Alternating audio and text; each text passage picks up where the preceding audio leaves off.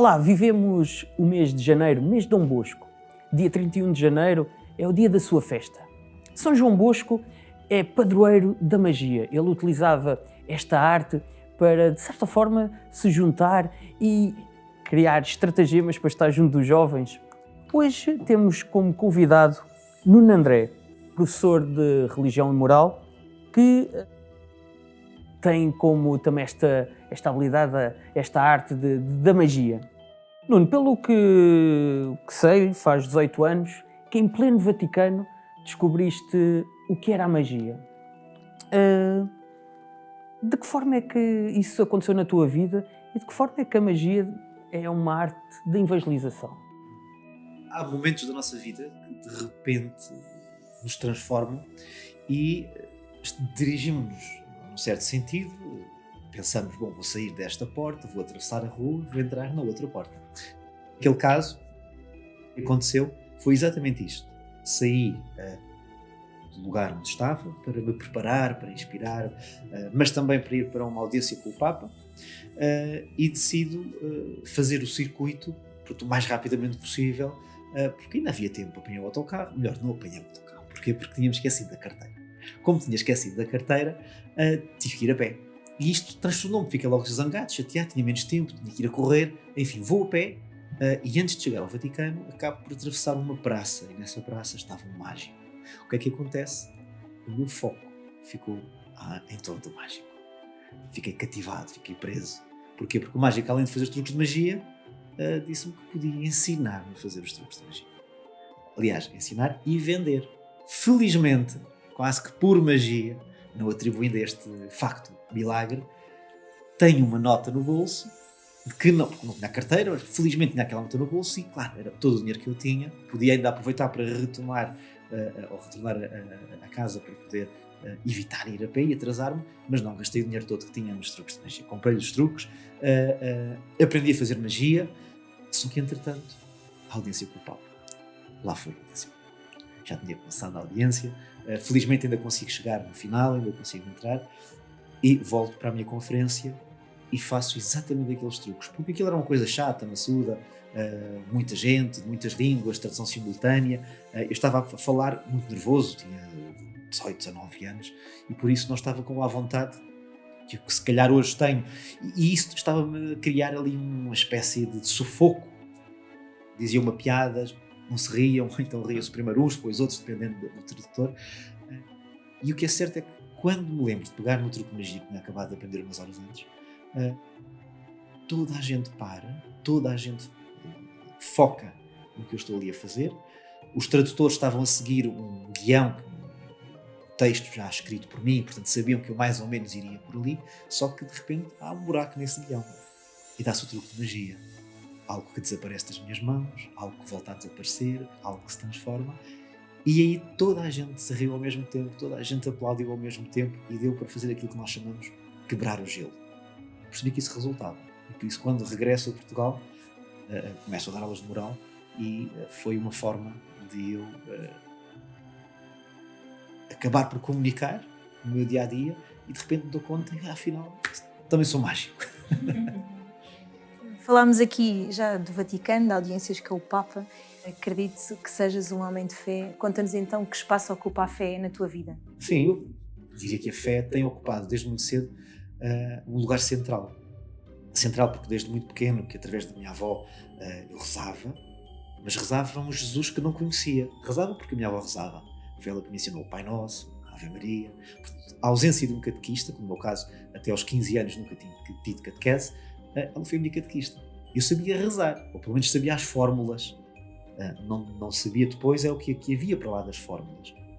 Mais tarde, já aos 15 anos, aí conheço um padre que vai mudar a minha vida, o Padre José Paixão, em Santa Catarina, que começa de repente a dar-me a oportunidade de ser acólito.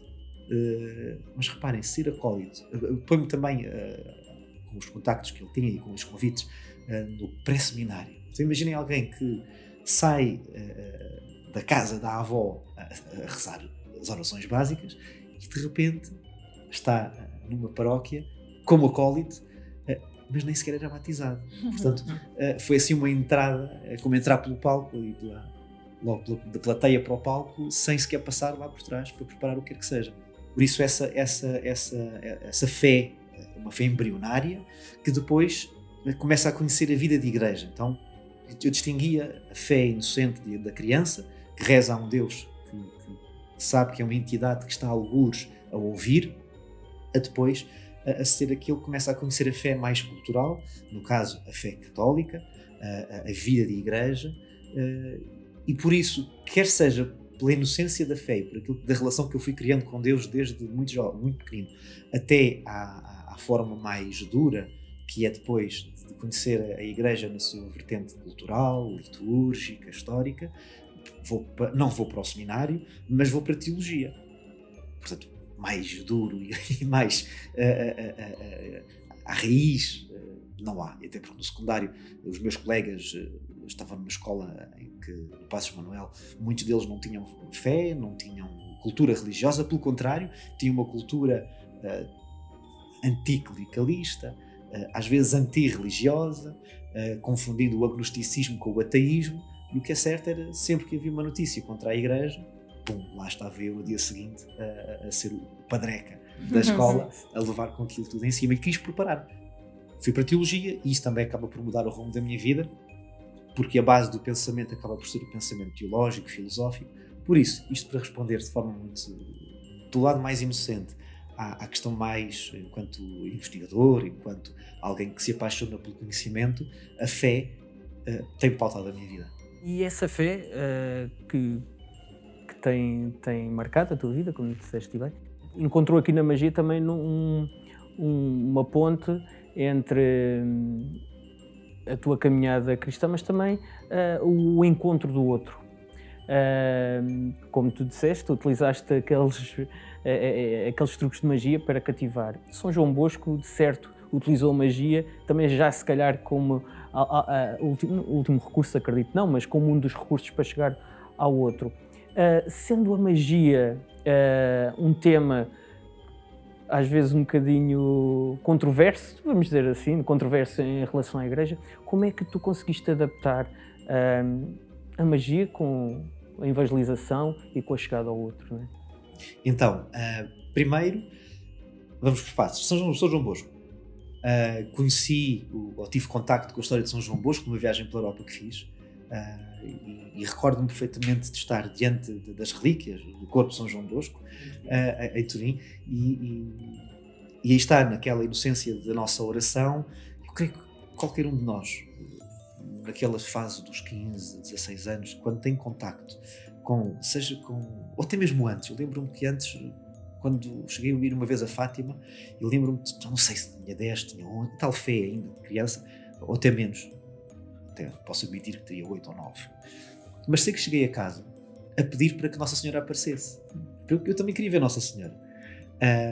No caso de São João Bosco, aquelas histórias todas, as peripécias, as aventuras, tudo tocou-me bastante, e de certa forma houve ali uma certa identidade com São João Bosco, mas eu ainda não era ilusionista, ainda não era mágico, ainda não estava no mundo das magias. Por isso o ângulo pelo qual eu espreitei a vida de São João Bosco foi apenas como um pedagogo, como alguém que deu o seu testemunho de fé e que lidava com jovens.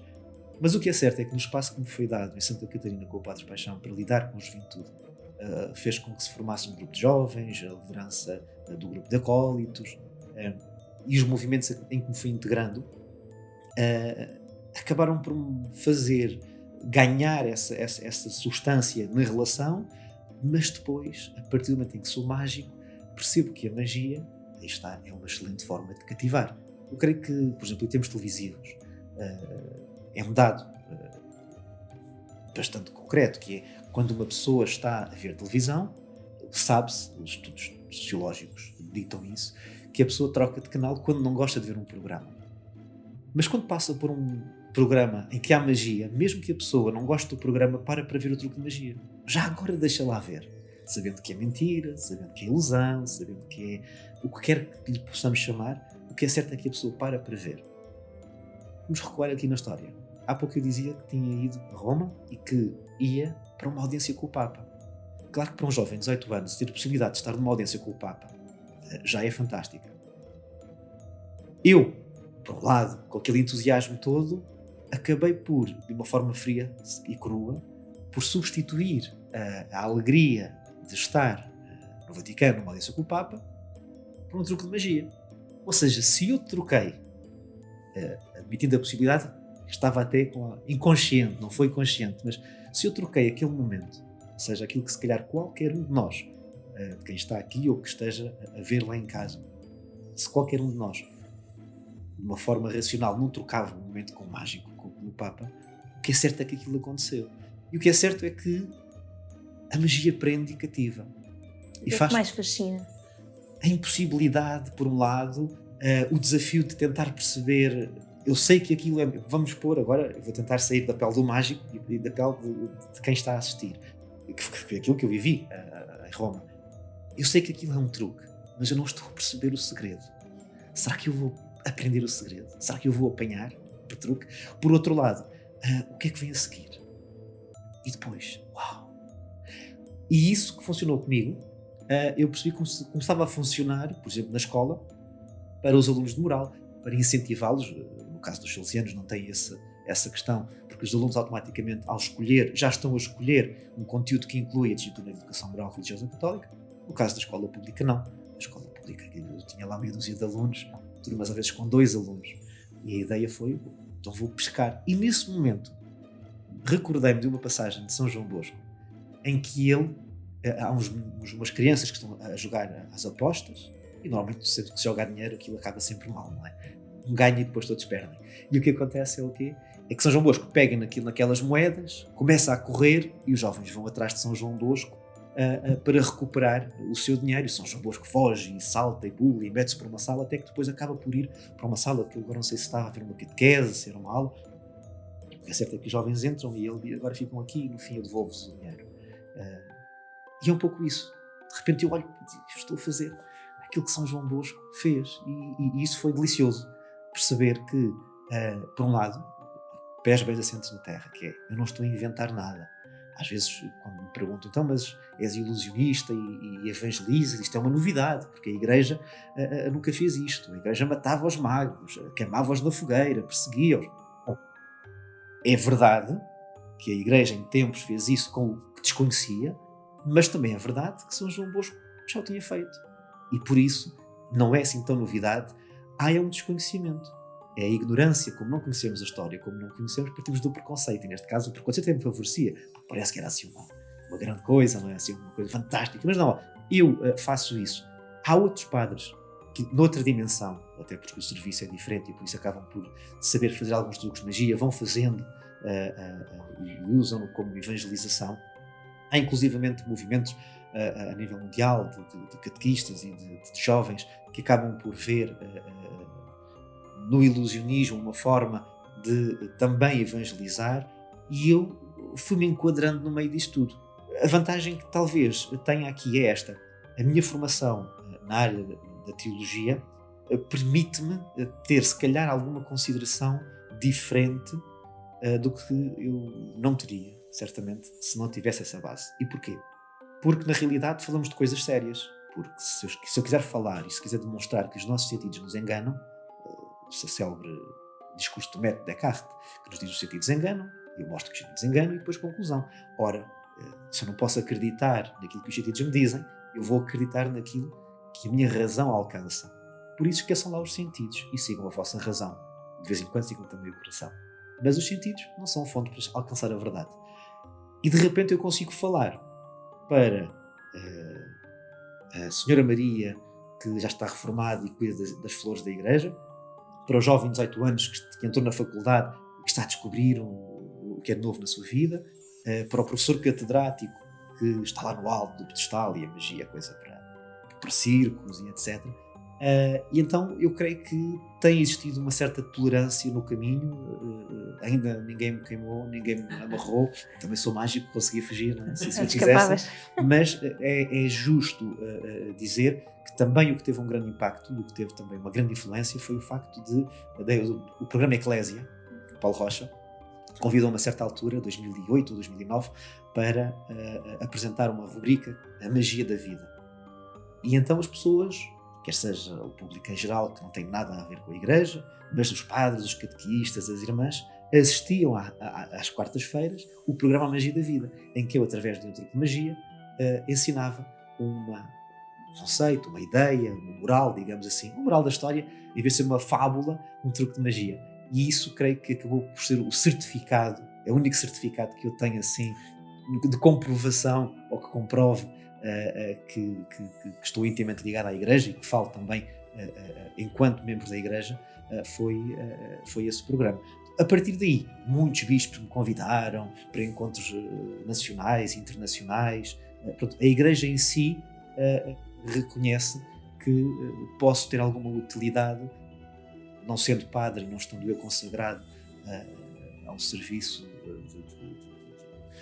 de entrega plena a Cristo no sacerdócio, exerço o outro sacerdócio, que é o sacerdócio que nós recebemos no dia do nosso batismo, não é? Com profetas, sacerdotes e reis, neste caso, o profeta, não no sentido de adivinhar o futuro, não é isso que eu faço, e com isso encerro a questão, que é, eu também tento, dentro da magia, deixar claro que uma coisa é a ilusão, o fascínio, que pode brotar a tal magia, uma coisa é o conhecimento que nos leva a manipular e a conhecer aquilo que nos rodeia, que normalmente as pessoas não estão preparadas e não pensam sobre isso, e outra coisa é ter a presunção de me apresentar como alguém que é um adivinho, que é um curandeiro. Eu distancio-me disso tudo. Agora, eu faço linguagem corporal e, portanto, eu adivinho, de certa forma, o que é que a pessoa está a pensar. Mas não adivinho o que é que a pessoa a seguir deseja para a sua vida, vai dizer, não é? Já falaste várias vezes de teologia, já afirmaste também que não és padre. Porquê a teologia e porquê o não seres padre? Sim. Então, porquê a teologia? No caso, quando tive que escolher um curso, eu queria aprofundar as questões e queria seriamente perceber o que é isto da nossa fé. E tinha duas possibilidades, no caso a teologia ou a filosofia. Optei inicialmente pela filosofia, só que naquele ano, 2004, o curso de filosofia não abre na Católica. E é curioso porque eu nem sequer depois pensei que podia ir para uma universidade pública, porque a minha média até era alta e podia ter escolhido ir para a filosofia, mas não, acho que o meu foco foi ali a Universidade Católica e a certa altura pensei, bom, vou para a teologia. Porquê? Primeiro porque os 2 primeiros anos são de filosofia, ou seja, se o curso entretanto abrir, já tenho algumas cadeiras feitas e já estou mais à frente. Por outro, se me der, assim, se ficar iluminado e se for o caminho para ser padre, já tenho também meio caminho andado e, portanto, tenho a formação feita. Mas, efetivamente, não acabei por não escolher ser padre. Olha, escolher, não somos nós que escolhemos. O chamamento. Se bem que é sempre uma postura ingrata pensarmos onde é que acaba a nossa vontade e onde é que começa o chamamento de Deus. Se calhar ele chamou e eu é que lhe disse que não. Eu espero que não tenha feito isso. Fiz, Nosso Senhor, desculpe, estou aqui a admitir publicamente, não o ouvi. Mas acreditei muito que essa ideia vinha de uma outra coisa, que é a experiência de estar no altar, a experiência de estar ligado intimamente à Eucaristia. Ver o Padre Paixão era a minha referência. Por isso nós imitamos aquelas pessoas de quem nós gostamos. Por isso, se calhar, eu via-me, enquanto adulto, a ter uma vida muito próxima do que era a vida daquele homem. Por outro lado, ver a paróquia, que olhava para mim, um menino tão simpático, que é tão bonito no altar, que é tudo tão equilibrado, e lidera os jovens, davas um excelente padre. E eu andei há anos a ouvir isto. Davas um excelente padre. Não sei se dava um excelente padre. Espero, no fim, ter dado um excelente cristão. E isso acho que basta. Isso é o mais importante. Mas esse caminho deu-te a porta aberta para a educação, né? E seres professor. Que desafios é que encontras atualmente nesse cargo e que desafios é que também encontras no caminho com os jovens que vais-te cruzando? Então, eu acredito que muita gente, e podemos assistir a isso na televisão, na internet, nos programas que andam por aí, nós temos a ideia de que a sociedade gosta do que tem à sua volta. Mas, na verdade, eu acho que nós não gostamos do que temos à nossa volta. Acho que é pouco. A televisão oferece cada vez menos, rádio, internet, os telemóveis. Oferece-nos cada vez menos, mas parece que estamos mais ocupados e mais preenchidos. Mas é um vazio, é tal ilusão. E isso faz com que os nossos jovens de hoje tenham, por um lado, mais dificuldade em estar concentrados, ter mais dificuldade em criar as tais autoestradas, que são as conexões que acontecem no nosso cérebro, menos experiências e, ao mesmo tempo, cria-lhes um vazio. E quando percebemos que há esse vazio nos jovens, nós não podemos admitir de modo algum que eles são menos. temos que admitir é que temos que encontrar novas estratégias para lhes dar mais. E o que acontece é que um jovem hoje, por isso, se calhar antigamente numa paróquia, uma bola velha, remendada, já era um pretexto para uma tarde de futebol à porta da igreja e entretinha muitos jovens. Hoje, os jovens que querem jogar à bola têm clubes esportivos com campos irrelevados e balizas e roupa oficial, equipamento, com chuteiras e tudo. E, portanto, nós não estamos em condições de competir com o mundo, até porque o nosso campo é outro. Portanto, é outro campeonato, voltando aqui à nossa conversa. E isso faz com que os desafios permanentes que eu tenho vindo a sentir é como falar aos jovens. Como é que lhes podemos dar o tal mais? Como é que lhes podemos explicar que se calhar é diferente para guiar uma fórmula de orar? Como é que eu posso fazer com que eles depois, agora se falarmos para um público, neste caso que é um público que maioritariamente, certamente, que é cristão, que é católico, dizer-lhes, vocês ouviram a vida inteira que não é assim muito longa, sejam 15 anos, sejam 14, o que seja, é muito grande. Andaram a ouvir a parábola do filho pródigo, andaram a ouvir a parábola samaritana, tantas vezes que já ouviram tudo isto, mas de facto o que é que mudou na sua vida? O que é que vai fazer com que eles no futuro sejam completamente diferentes dos outros? Será que os estamos a preparar para serem melhores do que os outros? Ou será que estamos a prepará-los para serem simplesmente diferentes? Será que eles entendem o significado de uma oração autêntica, despojada de pretensões, apenas ser obrigado e já agora podes mudar isto? Quer dizer, essa dimensão é ainda um grande campo por explorar, tal como há 50 anos os padres, os catequistas, as irmãs dedicaram muito do seu tempo e tiveram muito trabalho a arranjar os projetores, rádios, coisas que na altura eram grandes tecnologias e que hoje qualquer um de nós tem um podcast, qualquer um de nós pega um telemóvel e faz um vídeo. Hoje temos que nos reinventar. Ora, e é nessa reinvenção que eu me tento integrar e usar a magia de forma de os cativar e de fazer aquilo que eu acho que é fundamental para os jovens de hoje. Pensar. Em vez de repetir tudo o que ouvem, pensar. Dar-lhes ferramentas. Não é dar-lhes uma fórmula de pensamento, não é. Dar-lhes a ferramenta sem medo algum que depois eles explorem. Deixa-me só introduzir aqui uma frase que é tua e que fizeste esta afirmação em 2011 no jornal A Voz da Verdade, e dizias tu: a cada dia que passa, que passava e que passa, sinto que Deus me chama a ser seu testemunho em tudo. Isto continua a ser assim? Continuas a ser, daquilo que dizes? Parece-me que sim, tenho não é? pautado a minha vida por isso, que é uma grande responsabilidade, porque estou longe de ser uma figura famosa, ninguém me conhece, até porque a fama é relativa, não é? Qualquer dos nossos artistas vai ali a Badajoz, já ninguém o conhece. Portanto, no meu caso, saio da minha rua, já ninguém me conhece, mas na minha rua sou famoso, na escola onde aulas sou famoso, não é? Mas o que é certo é que as pessoas, quando nos conhecem, exigem de nós.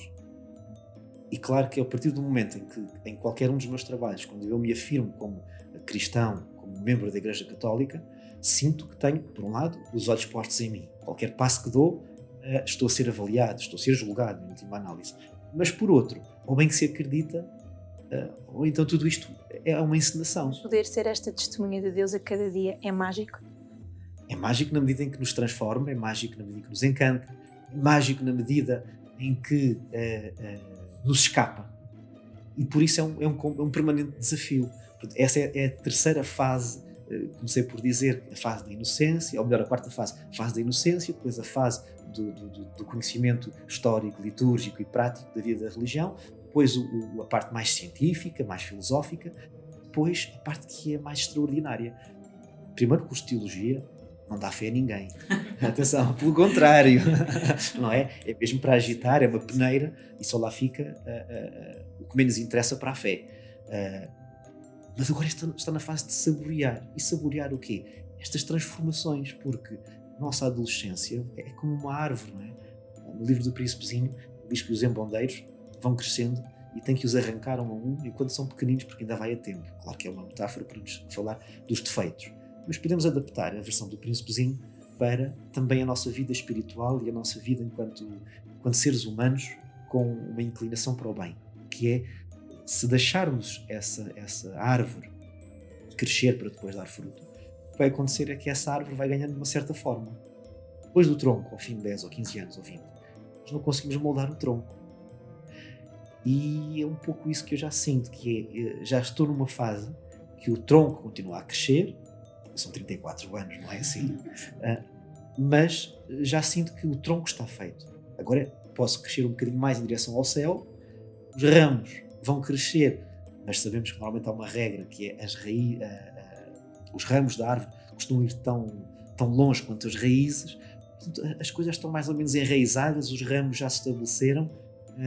Acho que mais cedo ou mais tarde espero que esta árvore comece a dar flor para que um dia possa dar fruto. E vais mantendo esta tua dinâmica de magia. E nesse sentido, Nuno, pergunto, que vídeo foi este que nos apresentaste? Que ideia? A ideia fundamental é deixar qualquer pessoa que veja este vídeo que fique a pensar. Levantar uma questão e dar-lhe uma ferramenta. Por um lado, demonstrar a fragilidade dos sentidos, por outro, convidar. E convidar a ir mais além. Isto porque se nós não conseguirmos ir mais além, vivemos num mundo cheio de preconceitos e vivemos num mundo em que tudo aquilo que nós não conhecemos nos assusta. Então eu tentei encontrar um equilíbrio entre mostrar algo que é, em teoria, impossível, mas que mostre que é possível. E depois, a partir daqui, funciona como qualquer técnica de comunicação. Neste caso, estamos aqui 3 pessoas, considerando o estúdio, 4 se considerarmos quem está a operar, e depois, não sei quantos, milhões de pessoas que nos estão a ver. Também espero. Seja como for, o que é certo, vamos considerar aqui, pelo menos, os 3 que aqui estamos, a triangulação. Eu estou a dizer uma coisa, mas vocês estão a ouvir outra. Cada um está a ouvir a sua. Cada um acaba por pegar em aspectos, ou porque lhe diz mais, ou porque percebeu melhor, ou porque se identificou. Se passarmos isto para as centenas, dezenas, milhares, ou seja, que estão a ouvir, eu estou a dizer centenas, dezenas ou milhares de coisas diferentes. E o que é que me compete? O que me compete é apenas beliscar, não é?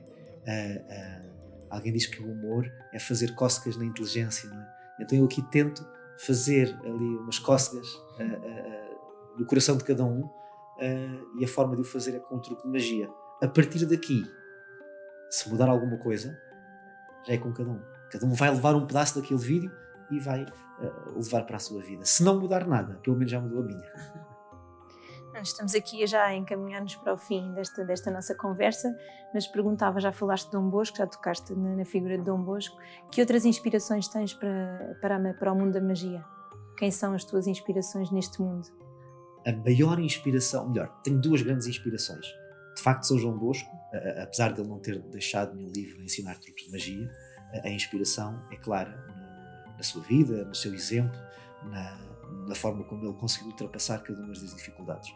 No campo da magia propriamente dito, eu tive uma vantagem, que foi o facto de, como sempre gostei muito de história e acabei por enverdar pela vertente da história, tive a possibilidade, por exemplo, de estudar na Biblioteca de Mafra os livros do século XVI, XVII e XVIII, depois originou a exposição Magia, um olhar sobre o tesouro oculto, e isso permitiu-me ir buscar segredos que estavam já guardados a 7 chaves, e a forma como eu faço os espetáculos de magia, a forma como eu os apresento, tinham tudo para poder funcionar bem estando na gaveta, porque os mágicos de hoje é calças de ganga e t-shirt, nada na manga, não usam cartolas, as pombas praticamente que também já quase não são utilizadas, mas garanto que são bem tratadas, ninguém esborracha a pomba. Mas o que é certo é que acabei por não ter uma figura de referência no campo da magia, porque não os conheci, e o contacto que tive com a magia foi através destes escritos antigos. Por isso, as inspirações que tenho, uma dimensão São João Bosco, a outra dimensão a minha avó. Porquê? Porque eu, em pequenino, lembro-me perfeitamente de fazer pequeninas magias, que não eram magias, embrulhava assim, ou ficava no papel. Depois, olha ali a avó. Ela olhava, desapareceu. Não é? Ela nunca chegou a ver magia. Por isso, quando eu estou por um público mais velho, imagino sempre que aquele lugar vazio era o da minha avó. E por isso, eu penso, o que é que ela gostaria de ver? O que é que ela gostaria de ouvir? Então estou a falar para ela. Depois tenho os meus alunos, que ao longo do tempo já foram muitos, e sei que aquilo está a transformar aquelas vidas. Por isso vejo o que é que resulta melhor, ou seja, o meu dia-a-dia, não é que eu tenha substituído o conteúdo de educação moral religiosa católica por truques de magia, mas a verdade é que eu vou apurando e vou vendo o que é que funciona mais, o que é que funciona menos bem, o que é que não funciona de todo. Por isso, eles também são uma inspiração. Quando vou para um espetáculo de gente mais nova, eu já sei basicamente o que é que vai acontecer. Fizeste aparecer nenhum aluno? Não, ao contrário, fiz aparecer muitos das aulas. Aliás, houve uma altura, no Passos Manuel, em que tivemos que ir para, e nos Olivais também, tivemos que ir para o auditório, porque eu não conseguia ter mais horas de moral, os alunos queriam ter educação moral, estávamos a meio do ano, não se podia pedir um professor assim do nada a meio do ano, e então as aulas decorriam na hora de almoço no auditório da escola. A direção Também não adiantava estar a pedir outro professor porque queriam estar contigo. Pois é verdade, é verdade. Portanto, aqui a ideia era aumentar o rebanho, digamos, e aquilo. E aliás, muitos desses alunos, muitos acabaram porque é claro que quando alguém se aproxima temos que ser honestos. Eles vêm para ver magia, não vêm para dizer catequese, nem para falar de Jesus, nem para falar da paz, nem do bem. Depois compete-nos a nós fazer o resto do trabalho, e é aí que entra São João Bosco. Aliás, em muitas das minhas aulas, eu vou buscar as histórias de São João Bosco, como aquele desafio que ele tem com aquele malabarista que aparece e distrai as crianças, e depois anda ali numa competição a ver quem é que afinal vai ficar ali a tomar conta, quem é que vai ser o líder. Sim. Não é? Então uso esse recurso como forma de os cativar. Portanto, os jovens, os alunos, a minha avó e São João Bosco. Muito bem. Estás a par da Jornada Mundial da Juventude? Participaste em alguma? Ainda não participei em nenhuma Jornada Mundial. Então pergunto o que é que esperas desta Jornada Mundial da Juventude? De certa forma, como é que te queres envolver? E se achas que estes eventos de massa também, de certa forma, poderão trazer alguma magia para a evangelização? Como qualquer encontro, como qualquer festival, seja um acampamento, seja um mega encontro, como é o caso de muitas associações católicas, claro que quando entramos, isto é como um espetáculo, uma coisa é um auditório para 200 pessoas, outra coisa é um coliseu, outra coisa é um Mel Arena. Claro que o Mel Arena, ou que agora não é Mel Arena, é outra coisa qualquer, estão sempre a mudar os nomes. É o Altice. Altice, então vamos chamar o Altice. E uma questão que é, eu, por exemplo, se fizer um espetáculo ali bem no centro, eu pego numa bola de esponja, ninguém vê a bola de esponja, mas se tiver 200 pessoas à minha frente, essas 200 vão ver. O que é que me compete a mim? E no caso, fiz o espetáculo no Coliseu, a Magia da Vida, acabou por ser, quando acabou na RTP2, no programa Eclésia, transformou-se em DVD, do DVD transformou-se em espetáculo, do espetáculo já foi o espetáculo no Coliseu, enfim, é sempre a magia da vida, a magia da vida.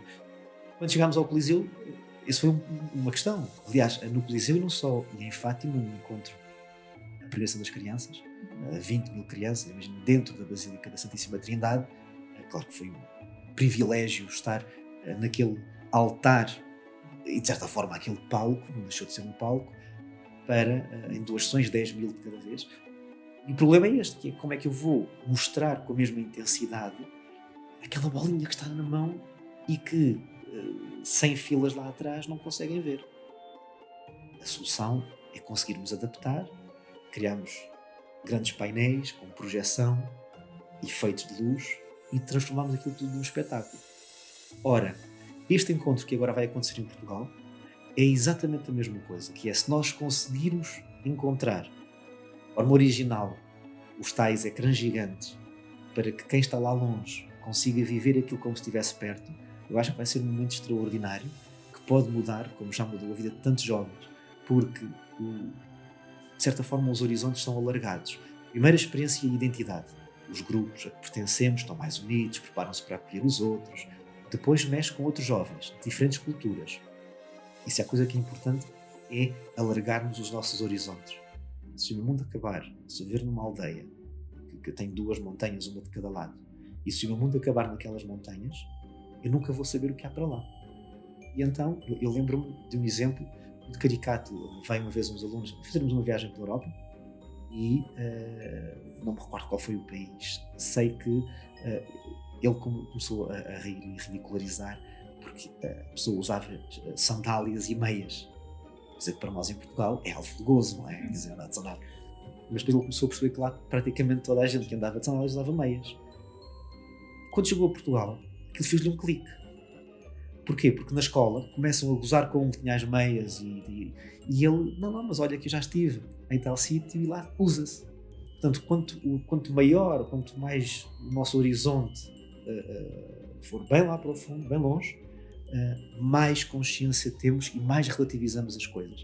Por isso, já que não somos nós desta vez que vamos viajar até outros países, vão ser outros países que vão caber em Portugal. E acho que vai ser um feito extraordinário que vai marcar decididamente a vida da Igreja, a história da Igreja, mas mais do que isso, os membros da Igreja. Queria só ainda finalizar aqui com uma questão em termos de espetáculo, de como é que já falaste aqui num espetáculo da Magia da Vida. Atualmente tens alguma digressão, por assim dizer? Bom, para já não estou a fazer o que tenho dedicado a escrever alguns livros, tenho dedicado também a reestruturar um espetáculo que penso e quero apresentar muito em breve. Optei por não ter espetáculos online, uma decisão pessoal, porque quero ter o público à minha frente. E no momento em que a tecnologia está ao nosso serviço, mas que já há tanta oferta, e eu falo por mim, estou farto do ecrã de computador, estou farto de ver coisas virtuais, quero voltar às reais. Então acho que tomei uma boa decisão, que foi, quando for para voltar, que seja a sentir o cheiro das pessoas, que seja tocar, que seja ouvir ali diretamente a gargalhada, o sorriso. Por isso, os próximos espetáculos, já tenho alguns espetáculos agendados, aliás, não só espetáculos, mas também aquela exposição que fizemos em Mafra, vai percorrer o país, houve convites nesse sentido, não só dentro e fora do país, pela Europa também já estão algumas marcações, por isso agora a única questão é quando, não é? E isso vamos ver quando é que será possível, mais do que termos também as condições de segurança preparadas. Chegará o dia e esse dia será certamente muito especial. Em breve. Em breve. Nuno, para finalizar, quero que só digas uma das duas hipóteses que eu te vou apresentar. Harry Potter ou Voldemort? Harry Potter ou Voldemort? Sim. Não, Harry Potter. Muito bem. Mestre da Ilusão ou Nárnia? Mestres da Ilusão. David Copperfield ou Luís de Matos? Eu diria Luís de Matos. Cartas ou lenço? Lenço. Coelho ou pombo?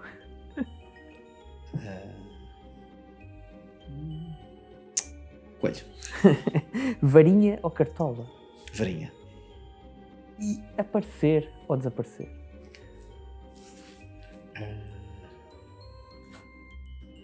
Essa é a mais difícil. Aparecer ou desaparecer. Eu penso sempre isto no sentido mais além. Aparecer. Eu calculei que dissesse essa porque há bocado, sem quereres, respondeste que fizeste aparecer alunos. E então eu fiquei, e acredito que a Patrícia, ao saber isto, também estava. Eu tive uma grande dificuldade, porquê?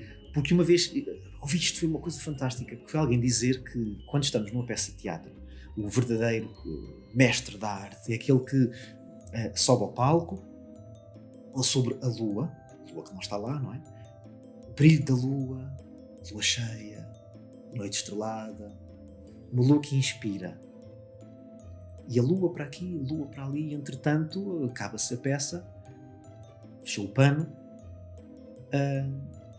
e a pessoa vai para casa. E o que leva para si não é o ator, não são os adereços que estão no palco, não são os outros atores. Foi a lua. A lua, que era a única coisa que não existia. E por isso, das duas, uma. Ou foi porque eu a fiz aparecer na imaginação de cada um, e por isso foi o melhor presente que alguém pode levar, algo que foi criado por mim, mas por outro lado, foi preciso fazer desaparecer tudo o resto para ficar a lua. Por isso o aparecer e o desaparecer, e até porque se eu fizer aparecer uma coisa no palco, a ideia é sempre que agora vai fazer desaparecer. O passo seguinte, se fizermos desaparecer, o problema é, bom, e agora ele vai fazer aparecer onde? Não é? Por isso, daí a dificuldade na escolha. Muito obrigada por esta partilha, por este momento que nos proporcionaste aqui a todos que nos estão a ver, por este testemunho de fé que nos deixas aqui e por falares da magia desta forma tão empolgante que até já eu estou com vontade de aprender a fazer algum truque. E nesse sentido também te pedia agora que antes de ires embora, seria possível então brindar-nos aqui com um dos teus truques? Claro, aliás, quando se tem um mágico, o que se Exato. pretende é ver truque de magia. Eu não vim preparado, não trouxe coelhos, não trouxe pombas, não trouxe cartola nem varinha. Vou fazer um truque que é um clássico da magia. Peço que se concentrem, está bem? E um dos segredos é nunca dizer o que se vai fazer a seguir. Sabe-se que algo de extraordinário vai acontecer, mas ninguém sabe o quê. Então concentrem-se. E 1, 2, 3.